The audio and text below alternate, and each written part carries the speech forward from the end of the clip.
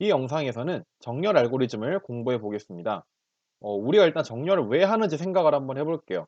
예를 들어서 중간고사 성적이 나왔을 때, 내가 내 성적이 어디 있는지 알고 싶을 때 그 성적표가 학번 순으로 정렬이 되어 있으면 쉽게 찾을 수 있겠죠. 마찬가지로 성적이 나왔는데 내가 몇 등인지 알고 싶으면은 이제 점수대로 정렬을 하게 되면은 내가 몇 등인지 알기가 쉽겠죠.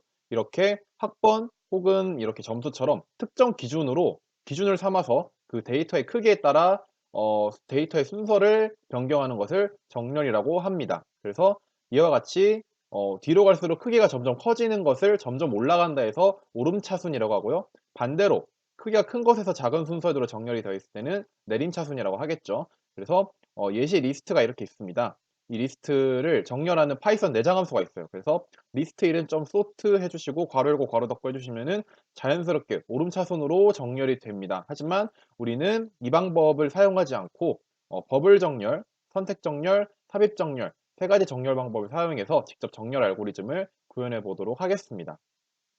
먼저 버블 정렬입니다. 버블 정렬은 인접한 두 원소끼리 비교해 나가는 방식인데요.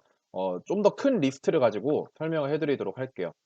이 버블 정렬 코드를 실행을 시켰을 때 정렬 전 리스트는 이렇게 되어 있고 정렬 후는 오름차순으로 지금 정렬이 되어 있어요. 그래서 두 개씩 비교합니다. 1, 5부터 비교를 하는데 1은 5보다 앞에 있는 게 맞겠죠. 오름차순이니까. 그래서 넘어가고 5와 4를 비교하는데 5는 4의 뒤에 있어야 돼요. 그래서 이 두 개의 원소의 자리를 바꿔줍니다. 그래서 4, 5 위치를 바꿔주고 5, 8을 확인했더니 맞죠.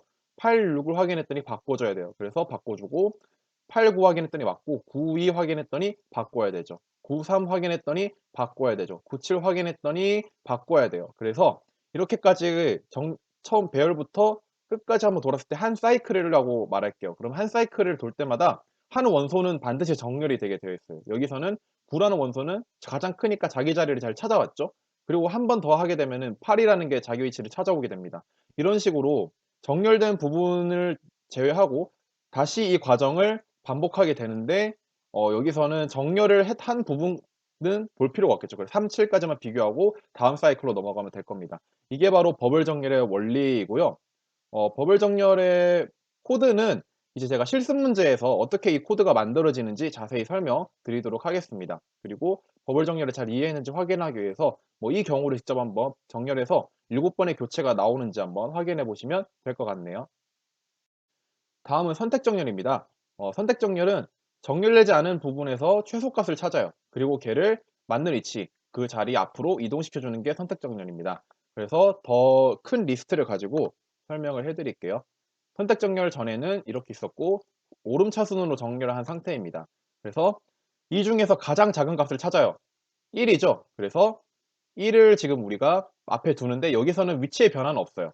그래서 선택 정렬 어쨌든 한 사이클 이제 돌게 되면은 여기 처음 있는 1은 정렬이 확정됩니다. 자기 위치가 확정이 나는 거예요. 그래서 버블 정렬이나 선택 정렬이나 한 사이클 돌 때마다 하나씩 정렬이 완료되는 건 똑같은데 선택 정렬은 맨 앞부터, 버블 정렬은 맨 뒤부터 됐었죠. 그 차이를 한번 기억해 주시면 좋을 것 같고요. 이제 1은 정렬이 됐기 때문에 보지 않아요. 그래서 5부터 7까지 쭉 보는데 가장 작은 애가 2죠.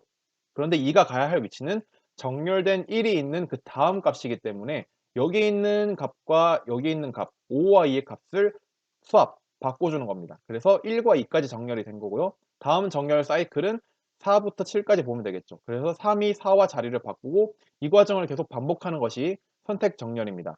그래서 선택 정렬을 잘 이해하셨는지 확인하기 위해서 마찬가지로 이 경우를 한번 정렬해서 3번의 교체가 나오는지 한번 머릿속으로 연습해 보시면 되겠고요. 코드 같은 경우는 마찬가지로 실습 문제에서 자세히 다루도록 하겠습니다. 마지막으로 삽입 정렬입니다. 삽입 정렬은 이제 첫 번째 원소를 정렬되어 있다고 가정을 하고 리스트의 두 번째 값부터 이제 정렬된 리스트에 포함을 시켜주는 거예요. 그 포함을 시켜주는데 내가 정렬된 리스트에 어느 위치에 들어가야 되는지를 뒤에서부터 앞을 보면서 찾아 나가는 과정입니다.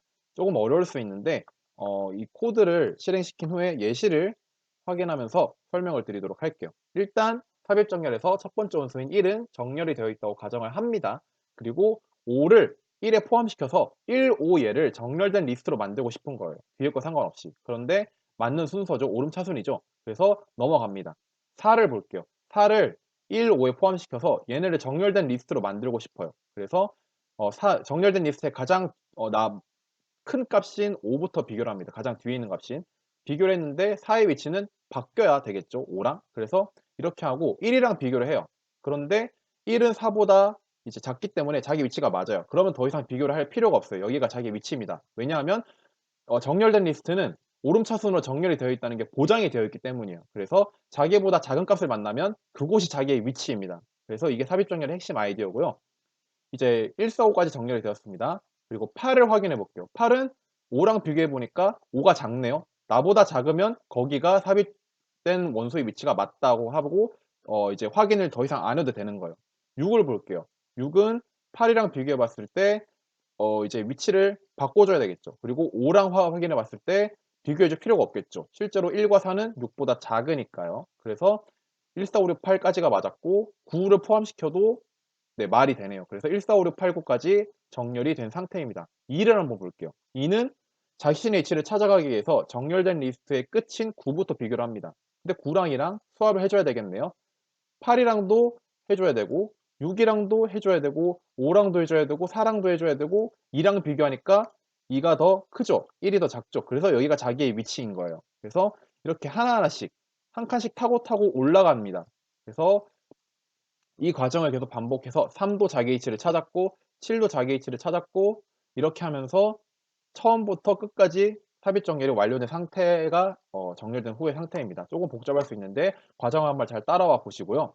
그다음에 선택 정렬과 삽입 정렬의 차이점은 선택 정렬은 정렬된 리스트 이외에 뒤에서부터 쭉 보고 가장 작은 애를 그냥 여기로 수합합니다. 정렬된 리스트의 맨 뒤에 붙이면 되니까요. 하지만 삽입 정렬은 정렬된 리스트 뒤에 있는 값의 위치를 찾아주는 거예요. 그래서 예를 들어서 여기까지 했을 때 2의 위치를 우리가 강제로 이렇게 찾아주게 되는 거죠. 그래서 그 과정에 차이가 있다는 것을 잘 이해하셨으면 좋겠습니다. 그리고 삽입 정렬을 잘 이해하셨는지 이 케이스를 한번 직접 머릿속으로 직접 시뮬레이션을 해 보시고요. 코드는 마찬가지로 뒤에 있는 실습 문제에서 자세히 다뤄보도록 하겠습니다. 시험은 봐야 되는데 정렬을 하나도 모르겠다 싶으신 분들은 그냥 버블 정렬, 선택 정렬, 삽입 정렬 중에 가장 간단해 보이는 거 하나라도 빨리 외워가서 시험 볼 수 있으면 좋겠습니다. 네, 코딩이라도 하셔야 점수를 받을 수 있겠죠. 그래서 세 개 중에 하나 편한 거 외워가셔서 시험 볼 수 있으면 좋겠습니다. 정렬 내용 설명은 여기까지입니다.